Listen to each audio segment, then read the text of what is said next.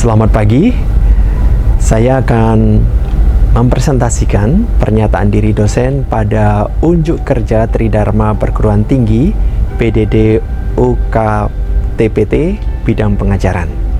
Inilah presentasi saya. Selamat pagi para mahasiswa-mahasiswiku. Saya akan menjelaskan rencana pembelajaran semester untuk pendidikan agama Kristen. Rencana pembelajaran semester ini akan saya jelaskan di dalam 3 bagian. Pertama, deskripsi mata kuliah. Kedua, capaian pembelajaran. Ketiga, materi pembelajaran. Di dalam deskripsi mata kuliah ini memperkenalkan mahasiswa pada Alkitab sebagai wahyu khusus Allah, dengan fokus pada sejarah keselamatan dalam 4 tahap: penciptaan, kejatuhan, penebusan, dan penyempurnaan. Mahasiswa dibimbing untuk mengenal dirinya di hadapan Allah serta mengembangkan kemampuan dasar dalam menafsirkan dan mengaplikasikan Alkitab secara kontekstual. Kajiannya mencakup narasi penyelamatan Allah dari Perjanjian Lama hingga Perjanjian Baru yang berpuncak pada kedatangan Yesus yang kedua kali. Capaian pembelajaran lulusan ada beberapa. Untuk sikap, bertakwa kepada Tuhan Yang Maha Esa, mampu menunjukkan sikap religius, menginternalisasi nilai norma dan etika akademis, bertanggung jawab, semangat mandiri, kejuangan, dan kewirausahaan.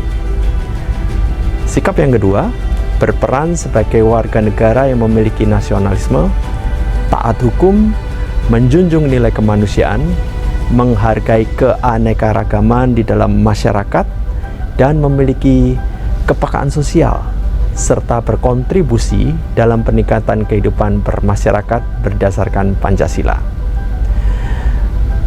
JPL yang berikutnya adalah keterampilan, menghasilkan karya, hasil analisis terhadap wawasan dunia dan filsafat, dan 4 konsensus kebangsaan, keterampilan berkomunikasi, keterampilan berpikir kritis, analisis teks, dan kepemimpinan, serta dampaknya dalam isu-isu yang terkait dalam bidang ilmu keahlian yang diintegrasikan dengan bidang ilmu keperawatan.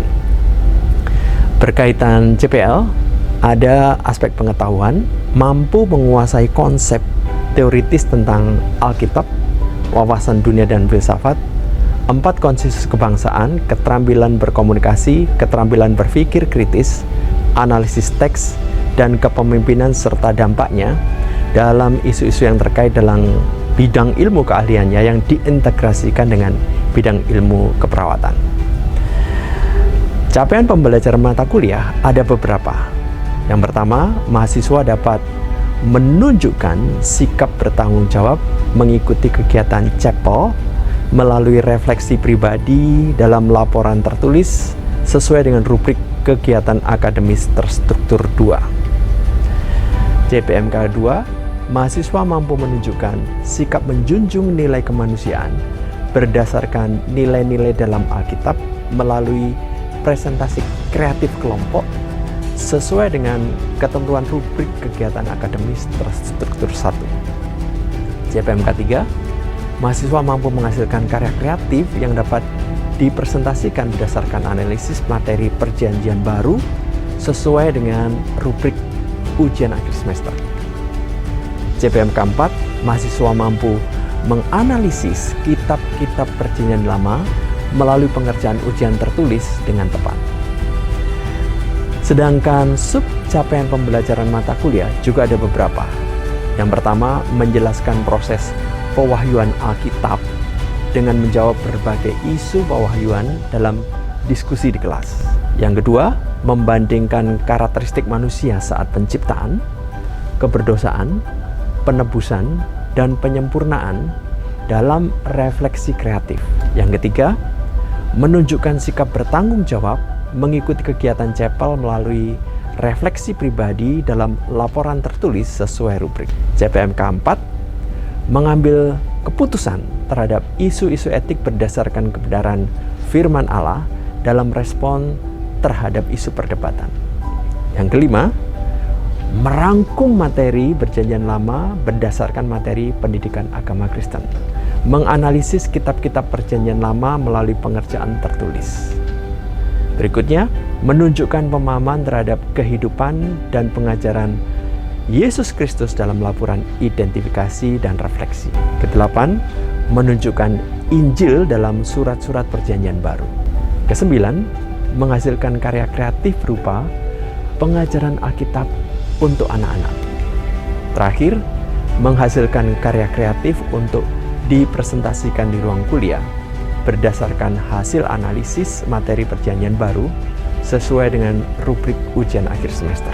Saya akan menyebutkan beberapa materi pelajaran: pewahyuan, inspirasi, infalibilitas, ineransi, prinsip dan metode membaca Alkitab, kisah agung Alkitab dan aplikasinya, kisah penciptaan dan pemberontakan manusia, respon Allah terhadap keberdosaan manusia, kisah bapak-bapak leluhur Israel, pembentukan umat Israel, tanah perjanjian, kegagalan umat Allah sebagai terang, transisi terbentuknya kerajaan Israel, penyembahan dan teologi Israel.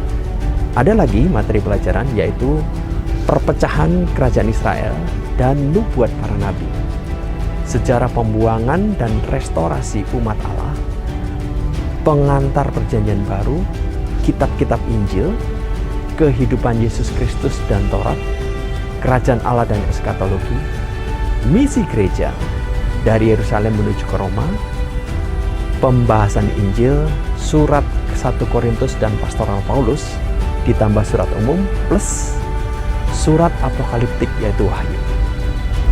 Nah, saya akan menyebutkan bobot penilaiannya. Pertama, tugas kegiatan akademik terstruktur 1, bobotnya 10%. Tugas kegiatan akademik terstruktur 2, bobotnya 20%. Ujian tengah semester 25%. Ujian akhir semester 40%.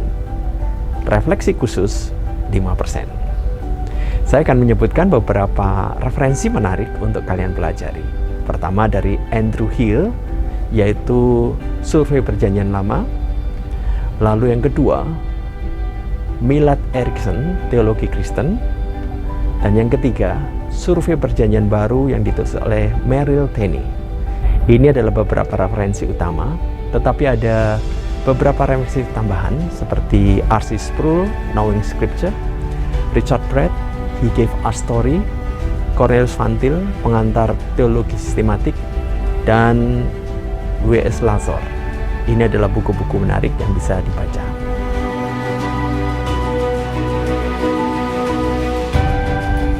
Dan sistem perkuliahan ini ada dua macam, yaitu sinkronus, di mana kita akan bertatap muka di kelas secara langsung, dan kadang-kadang juga melalui Zoom, tetapi kita akan melakukannya lebih banyak bertatap muka langsung, kira-kira 16 kali. Tetapi ada model yang kedua, yaitu asinkronus, di mana kalian bisa mengakses lewat Moodle. Kalian bisa mempelajari video, bacaan, dan berbagai forum diskusi yang perlu kalian isi di sana. Dan tentu saja, supaya kelas kita menjadi efektif, kalian perlu persiapan sebelum kelas, yaitu membaca materi kuliah, menonton video materi yang sudah disediakan di sana. Bagian kedua tentu saja saat selama kelas, ada penjelasan materi, diskusi kelas, aktivitas kelompok, dan studi kasus yang membuat kalian terstimulasi untuk berpikir. Selesai kelas, ada bagian yaitu sesudah kelas, di mana kalian mereview materi secara intrapersonal, semacam refleksi pribadi, dan kemudian ada refleksi kelompok di mana kalian mencoba sharing apa kalian dapatkan. Itulah penjelasan ringkas saya tentang rencana pembelajaran semester ini. Nah, berikut ini saya akan menunjukkan satu cuplikan bagaimana contoh salah satu kuliah yang saya lakukan. Bapa kami yang di surga, pimpinlah pertemuan kami kali ini. Kiranya Tuhan menolong kami untuk bisa mempersiapkan diri, mengenal diri di hadapan Tuhan, juga semakin mengasihi Tuhan yang telah mengasihi kami. Di dalam nama Tuhan Yesus kami berdoa. Amin. Selamat pagi. Hari ini kita bertemu lagi Dan kali ini di dalam kuliah kita akan belajar mengenai pendidikan agama Kristen minggu ketiga kuliah ke-6. Nah, di dalam pertemuan sebelumnya saya sudah membahas tentang penciptaan. Nah, kita belajar 4 kuadran ini yang merupakan kisah narasi besar di dalam Alkitab, ya. Ada penciptaan, ada kejatuhan, ada penebusan, ada penyempurnaan. Nah, di dalam pertemuan sebelumnya saya sudah membahas berbagai karakteristik manusia ketika dicipta oleh Tuhan, begitu detail, begitu banyak, begitu rapih. Tuhan menciptakan sangat indah. Nah, hari ini kita bicara di dalam kuadran yang kedua, ya, manusia di dalam kejatuhan. Nah, kita akan melihat bagaimana manusia di dalam keadaan jatuh di dalam dosa, karakteristiknya apa saja. Lalu ketika manusia jatuh dalam dosa yang dimulai Adam dan Hawa, bagaimana Tuhan berespon? Bagaimana Tuhan menanggapi situasi ini? Dan kita akan belajar bagaimana Tuhan menyelesaikan persoalan ini melalui Kristus yang mati dan bangkit. Lalu kita juga ingin supaya kalian nanti memahami setelah manusia nanti percaya pada Kristus yang mati dan bangkit, bagaimana karakteristiknya. Nah, kita akan pelajari bagaimana manusia di dalam keadaan berdosa hari ini, ya. Nah, saya mengajak kalian membaca satu ayat bersama-sama dengan saya. 1, 2, 3. Kamu dahulu sudah mati karena pelanggaran-pelanggaran dan dosa-dosamu. Kamu hidup di dalamnya karena kamu mengikuti jalan dunia ini. Karena kamu mentaati penguasa kerajaan angkasa, yaitu roh yang sekarang sedang bekerja di antara orang-orang durhaka. Satu ayat lagi. Sebenarnya dahulu kami semua juga terhitung di antara mereka ketika kami hidup dalam hawa nafsu daging dan menuruti kehendak daging dan pikiran kami yang jahat. Pada dasarnya kami adalah orang-orang yang harus dimurkai, sama seperti mereka yang lain. Saya akan bacakan satu nas penting, yaitu Efesus 2 ayat 10. Di sini dikatakan, karena kita ini buatan Allah, diciptakan dalam Kristus Yesus untuk melakukan pekerjaan baik yang dipersiapkan Allah sebelumnya. Ia mau supaya kita hidup di dalamnya. Surat Efesus ini ditulis oleh siapa? Oleh Paulus. Nah, waktu dia menulis, dia berada di kota Roma dan ditulis kepada jemaat Tuhan di Efesus. Dia menulis kepada jemaat Tuhan di Efesus, padahal Paulus pada waktu itu berada di penjara. Di Roma, dikurung, di penjara, tetapi bukannya mengasihani diri, dia memikirkan jemaat yang pernah kuinjili, kulayani, kumenangkan bagi Kristus. Jangan sampai mereka goncang karena pengaruh sekitarnya. Dia mengirim surat kepada mereka dan suratnya isinya adalah seperti yang kita baca tadi. Di sini dituliskan, sebab itu aku menasihatkan kamu, aku orang dipenjarakan karena Tuhan. Nah, di dalam keadaan di penjara, Paulus menulis ayat yang tadi kita perhatikan.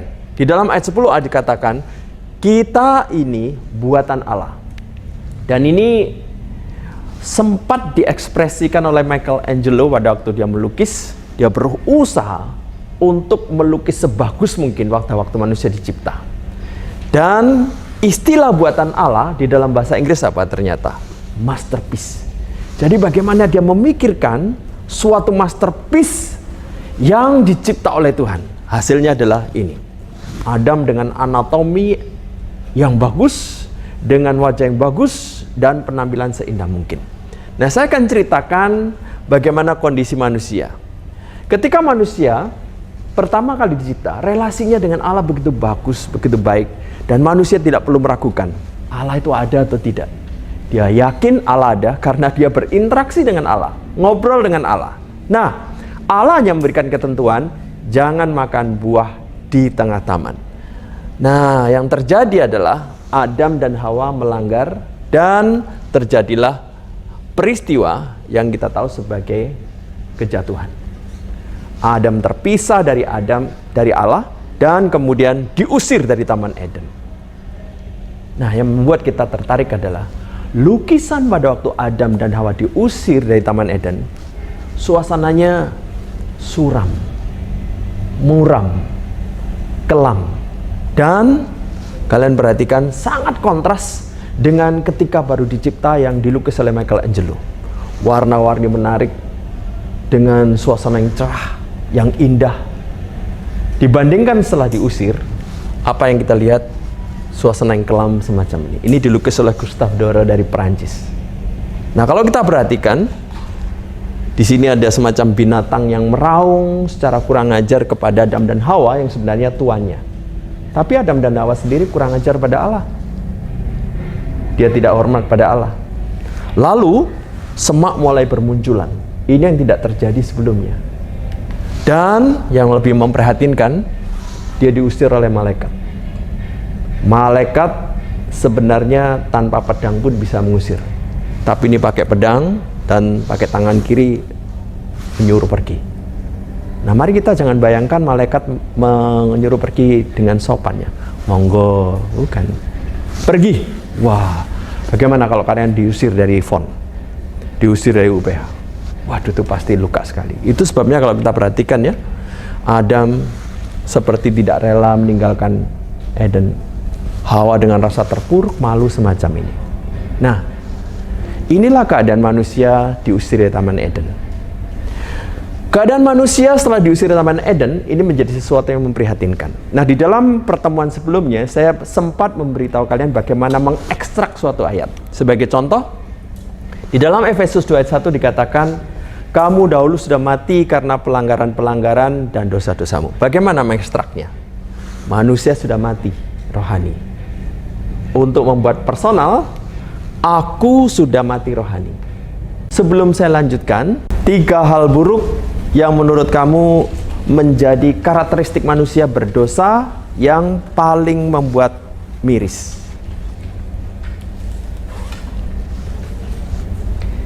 3 hal terburuk yang kamu bisa ingat, yang kamu bisa bayangkan tentang kondisi manusia berdosa.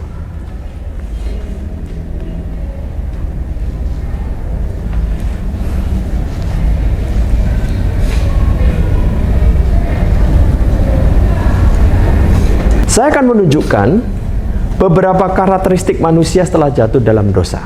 Ya, satu persatu saya akan tunjukkan dan mungkin membuat kalian semakin sadar apa saja karakteristiknya. Aku sudah mati rohani. Aku taat penguasa jahat.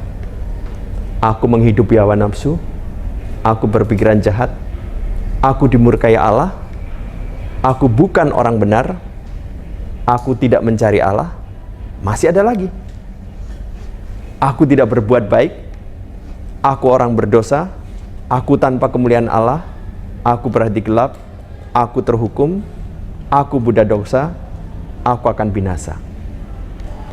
Masih ada lagi. Aku tawanan hukum dosa. Aku musuh Allah. Aku hidup bagi diriku sendiri. Aku berhati dusta. Aku dicengkeram dosa. Aku hidup dalam kegelapan. Aku terhukum. Aku tidak mengasihi Allah. Aku budak dosa. Aku dalam kuasa jahat. Aku bersifat tamak. Aku akan dihakimi. Satu lagi. Berhati keras, berhati licik, dikandung dalam dosa, tersesat. Inilah fakta-fakta tentang diri kita. Di Inggris ada seorang bernama Somerset Maugham, seorang novelis, dan dia mengungkapkan kalimat yang sangat pribadi, tapi dari kalimat itu mewakili banyak orang dan buat orang tersentak. Kalimatnya semacam ini. Saya tidak berpikir bahwa saya lebih baik atau lebih buruk dari kebanyakan orang. Tetapi saya tahu jika setiap hal di dalam pikiran saya yang melintas diungkapkan, dunia akan menganggap saya seorang monster yang rusak. Waktu orang ini bicara hal yang sangat pribadi, orang yang membacanya kaget. Itu seperti diriku. Itu mewakili diriku. Nah, tetapi berapa banyak orang menyadari dirinya sangat rusak, sangat kotor, sangat hina. Nah, sekarang saya minta kalian menuliskan 3 hal yang paling miris di dalam daftar ini.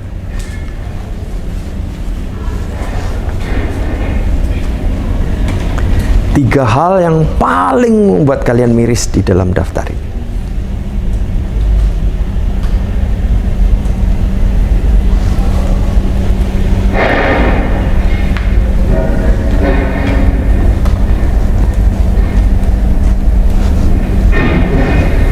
Ini adalah fakta-fakta menyedihkan tentang karakteristik manusia yang jatuh dalam dosa.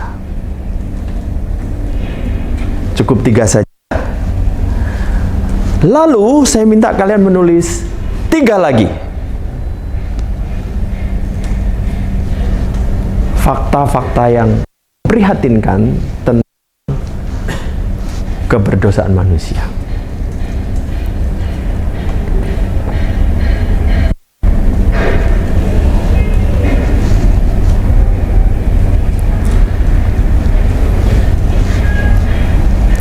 Saya meneliti sendiri setiap ayat, mengekstrak setiap ayat, menulis setiap ayat, dan ini menjadi salah satu penemuan besar dalam hidup saya yang membuat saya tersentak dan menyadari betapa gawatnya manusia di dalam keadaan mereka berdosa. Nah, setelah kalian menulis 3 yang paling miris, adakah di antara kalian yang mau bertanya? Shalom, perkenalkan nama saya Kezia. Di sini saya ingin bertanya Pak, kenapa orang banyak yang tidak menyadari bahwa dirinya berdosa di hadapan Tuhan? Sekian pertanyaan dari saya, terima kasih. Baik, terima kasih Kezia untuk pertanyaanmu. Kenapa banyak orang tidak menyadari dirinya berdosa? Karena mereka tidak membaca apa yang dikatakan Allah di dalam Alkitab. Waktu mereka merasa biasa-biasa saja, merasa oke-oke saja, merasa normal-normal saja, itu bukan berarti kondisi mereka beres. Itu karena mereka tidak membaca, tidak tahu, dan tidak menyadari betapa gawatnya mereka. Andai kata mereka membaca dan tahu, kita bisa bayangkan apa yang terjadi. Aduh, saya dalam keadaan gawat. Tolong saya. Tuhan, saya dalam keadaan hopeless. Help me please. Tetapi karena mereka tidak menyadari hal ini, mereka pikir hidup mereka baik-baik saja.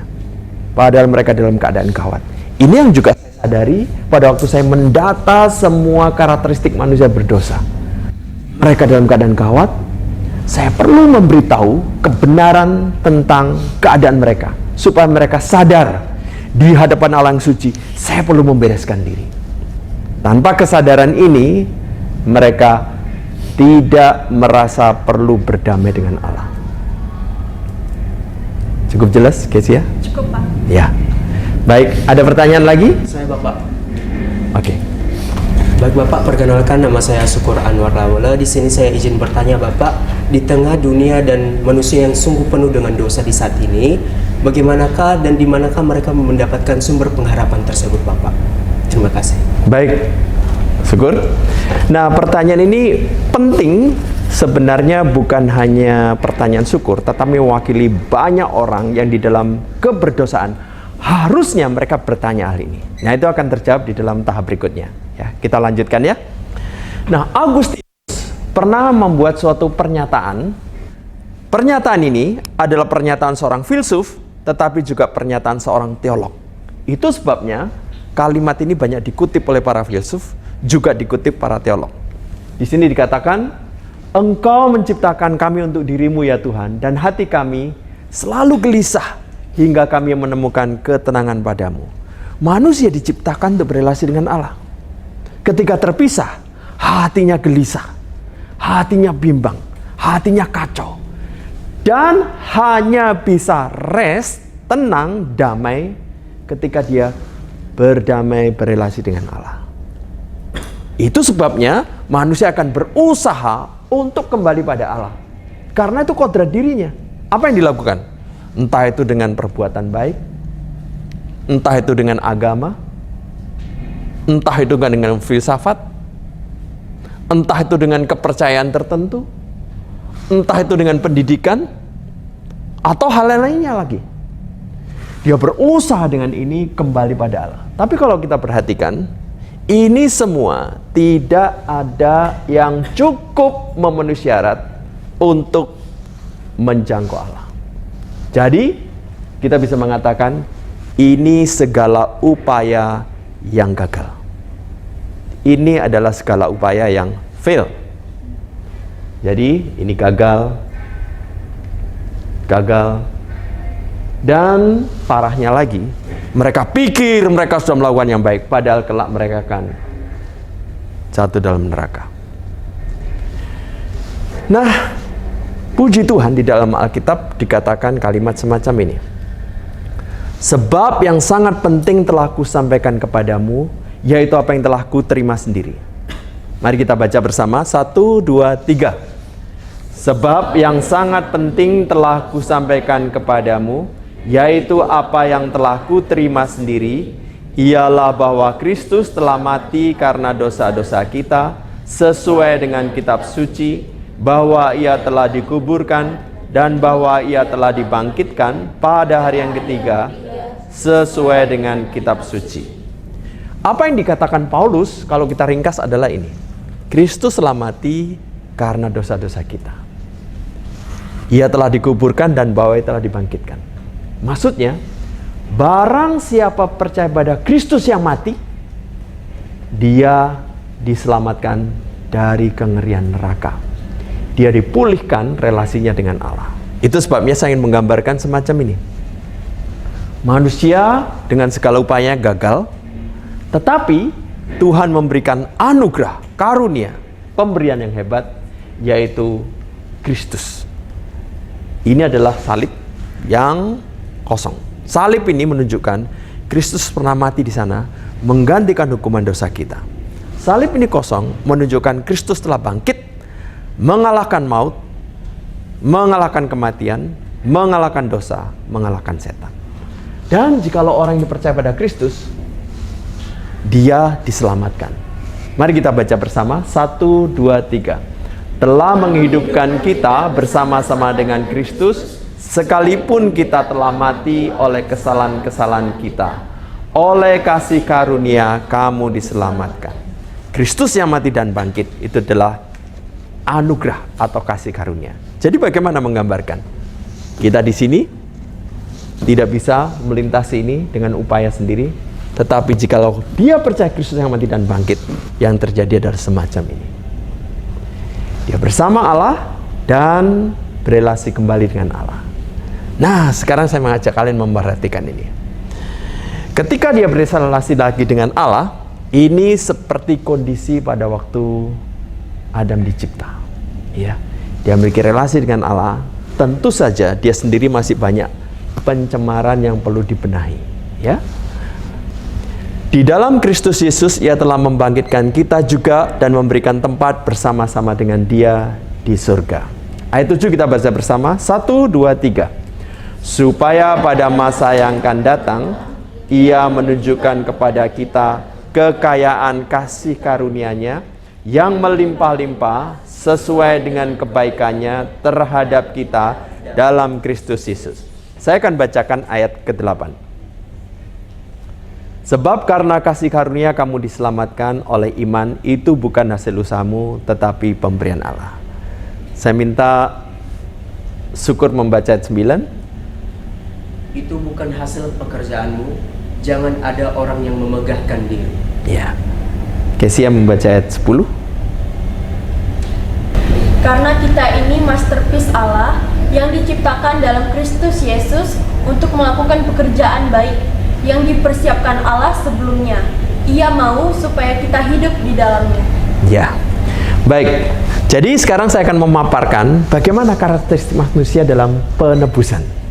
Nah, kita lihat ya, ini sudah saya ekstrak. Dimeteraikan Roh Kudus, berdamai dengannya, ditebus Kristus, bebas hukuman, bersama kasih-Nya. Apakah ada lagi? Ada. Aku bait Roh Kudus, aku saudara Kristus, aku dipilih Allah, aku anak Allah, aku mendapat kasih-Nya. Masih ada lagi. Aku bait Allah, diampuni dosanya, sahabat Kristus, disambutnya, pindah dari maut. Nah, sekarang saya minta kalian menuliskan 3 yang paling berkesan bagi kalian di dalam karakteristik manusia yang sudah ditebus.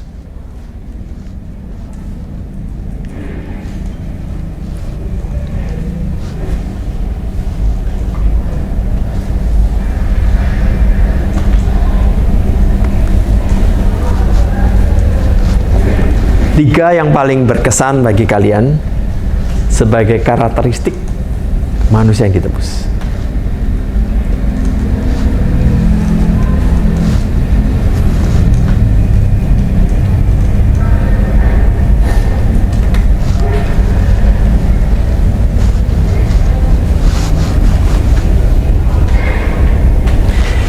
Karakteristik ini tidak dimiliki oleh mereka yang belum percaya Kristus. Kalian bisa bayangkan betapa memprihatinkannya kondisi mereka.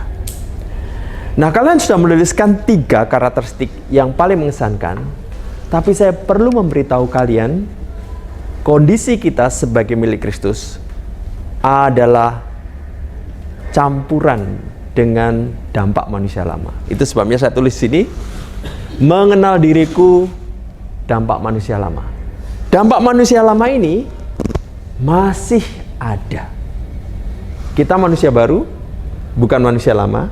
Kita manusia baru, tetapi dengan dampak manusia lama. Ini yang perlu kita proses dalam hidup kita, untuk terus-menerus kita perbaiki.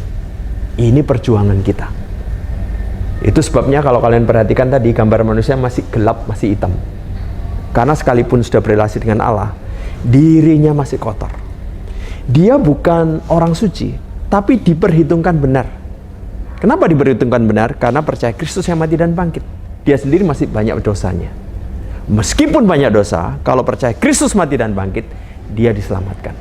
Jadi dampak manusia lama ini masih ada. Ya. Ini dampak-dampak. Ya. Nah, sekarang saya akan dengan ringkas akan menjelaskan bagaimana kondisi manusia di dalam kuadran keempat. Ya, setelah disempurnakan, apa saja yang dia miliki? Saya akan tunjukkan ya. Aku memuji kemuliaan Allah. Aku kudus dan tak bercacat. Ini kondisi kita kelak ya. Aku menjadi ahli waris surga. Aku penerima janji Allah. Aku menjadi serupa Kristus. Aku lebih dari pemenang. Aku di hadapan tahta Kristus.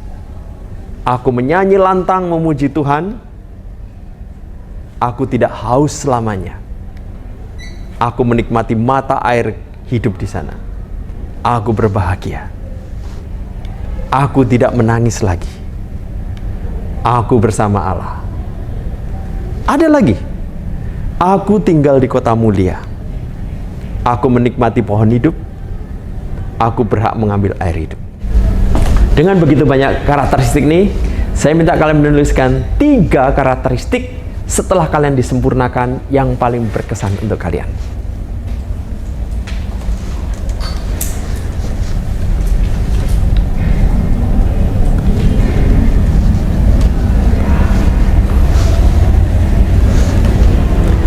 Tiga karakteristik yang kelak pasti akan kalian alami setelah kalian disempurnakan. Penyempurnaan hanya terjadi pada mereka yang sudah percaya pada Kristus yang mati dan bangkit. Dan kelak pada waktu Kristus datang kedua kali, kita akan bersama dengan Dia selama-lamanya. Dan semua karakteristik tadi terjadi dalam hidup kita.